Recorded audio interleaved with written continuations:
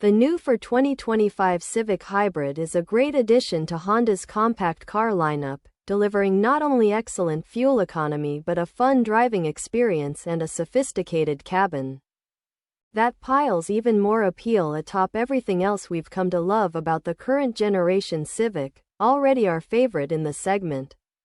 The Civic Hybrid doesn't get much of a honeymoon, though.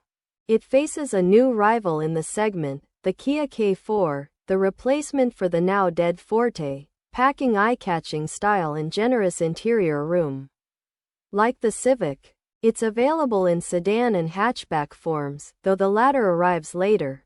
So, can the new K4 compete with the compact class best, the Honda Civic? We gathered the nicest versions of each small car, the Honda Civic Hybrid Sport Touring and Kia K4 GT Line Turbo, to find out. Each represents the top mainstream model in its lineup, not counting the sportier Civic Si or high-performance Civic Type R, of course, or any potential K4 equivalents, the contenders next to its tech-forward powertrain, which blends a 2.0-liter gas 4-cylinder engine with a starter, generator and a larger electric motor and a small battery. The Civic represents the traditional option here, the go-to with subdued styling and a reputation for quiet excellence. The hybrid system is similar to that in the larger Accord and CR-V, meaning it delivers much more power than you'd expect. 200 horsepower and 232 pound-feet of torque. Most of the time, the larger electric motor motivates the Civic, with the engine running when needed to power the smaller generator unit. Under certain conditions at higher speeds, the engine can be clutched via a single-speed transmission to drive the front wheels directly. Kia's K4 is something new, with a long, striking body draped over fairly conventional mechanicals. A hybrid isn't available, and most of the lineup is powered by a non-turbo 2.0-liter 4-cylinder with a continuously variable automatic transmission, much like the non-hybrid Civics. The version tested here has a turbocharged 1.6-liter i4 making 190 horsepower and 195 pound-feet of torque, working through an 8-speed automatic transmission to power the front wheels. Cabins with character. The interior in the Civic Hybrid is the same mostly charming space as the one found in other versions of the compact. Details like its real metal honeycomb trim that spans the dash and hides the air vents, knurled knobs that click as they spin like a luxury car's, and textured accents on the center console still delight. Even though it's not as big, externally, as the Kia, the digital driver display in the Honda is configurable in more useful, interesting ways.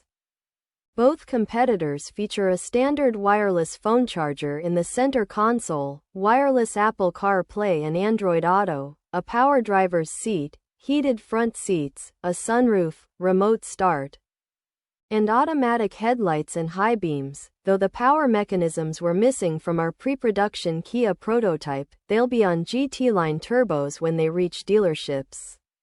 Still, the Civic's tech stack isn't impressive.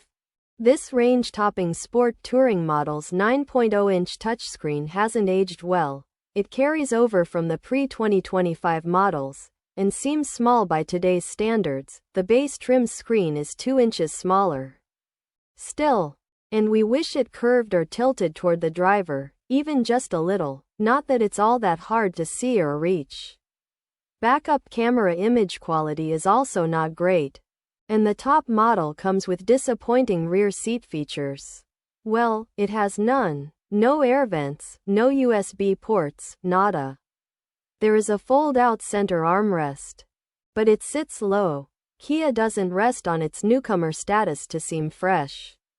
The cabin's modern, playful vibes and sharp-looking tech help it appear more interesting than the staid Civic. Our prototype came with seats draped in faux leather and cloth upholstery flecked in white. At least one staffer appreciated how those flecks twinkle as they catch the light. Reminiscent of the night sky mimicking fiber optic headliner offered by Rolls-Royce, even though the Kia's isn't backlit. Nearly everyone loves it, even if the material feels a little rough.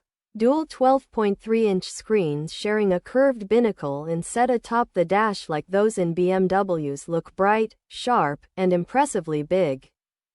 But the small climate control screen in between them might need a rethink. It's partially blocked by the unusual squircle-shaped steering wheel.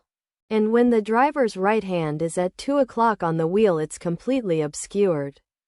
Thankfully, there are some redundant physical controls on the center stack. But they're generally not as easy to reach as those in the Civic. Sure, the longer one gazes across the K4's interior, the more conventional its less wow-inducing details appear.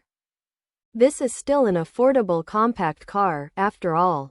But there are still delights among the class-average materials and such, including the transforming center console cup holders that tuck out of the way for more space. Production versions also feature standard rear vents, alloy pedals, and 8-speaker Harman Kardon premium audio, though a 6-speaker setup and no vents came in our prototype.